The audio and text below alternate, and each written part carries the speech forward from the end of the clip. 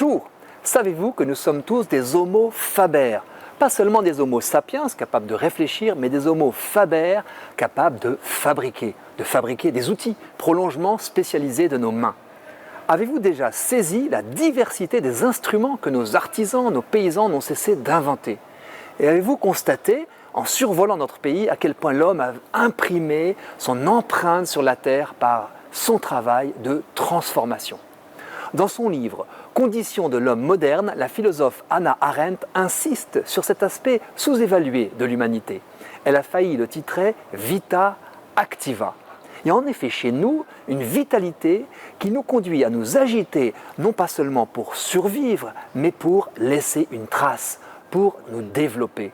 Nous sommes des transformateurs du monde. L'homme est donc fait pour travailler. À l'heure où l'on entend que nous sommes entrés dans la civilisation des loisirs, assimilée à du farniente, sans doute faut-il réviser notre regard sur le travail. Trop souvent, nous l'assimilons au métier rémunérateur, voire au seul travail salarié. Rien de plus faux que d'entendre une personne dire « je ne travaille pas ». Qui peut se satisfaire de jouir du monde sans l'embellir? Adeptes du bricolage et du jardinage, les Français passent un temps fou à améliorer les lieux qu'ils habitent. Même engouement pour les cours de cuisine qui attestent notre appétit de transformer ce qui est disponible en ce qui est bon. Et c'est bien parce que l'homme est fait pour le travail qu'il est si douloureux d'être privé d'emploi, avec le risque de ne plus se sentir digne. Et c'est parce que l'homme veut être utile au monde qu'il a besoin d'un travail qui ait du sens. Les auteurs d'Astérix l'ont bien vu. Ils décrivent, c'est dans le domaine des dieux, la grève des esclaves numides. Ils doivent défricher, mais grâce à leur druide, les Gaulois reboisent chaque nuit.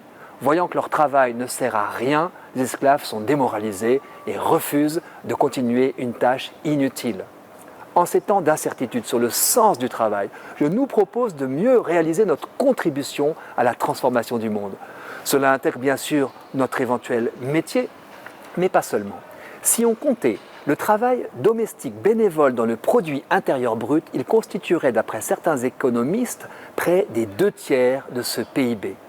Trier ses déchets, peiner dans son potager, entretenir son domicile, éduquer ses enfants, prendre soin de ses parents, tout cela, c'est un travail bienfaisant. Sans oublier l'implication dans les associations de toute nature, sportives, culturelles, humanitaires, qui construisent la société. Du coup, je nous propose d'abord d'élargir notre regard sur notre travail en listant la multitude des tâches que nous accomplissons, qu'elles soient ou non source de revenus ou d'économie pour notre foyer. Et ensuite, si possible avec nos mains, de réaliser en conscience, en tant qu'homo faber, un travail inédit participant à l'embellissement du monde. À la semaine prochaine!